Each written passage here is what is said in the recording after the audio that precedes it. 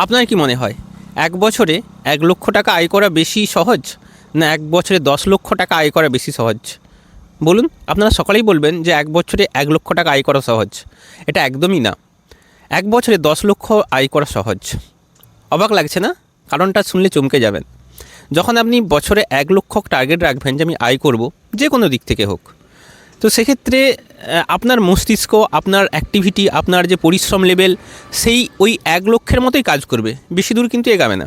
কিন্তু আপনার লক্ষ্য থেকে যদি থাকে যে আমি বছরে 10 লক্ষ টাকা আয় করব, তাহলে আপনার মস্তিষ্ক সেইভাবে ভাববে, সেইভাবে কাজ করবে, বা আপনি ভাববেন যে কী করে আমাকে বছরে 10 লক্ষ টাকা আয় করা যায়।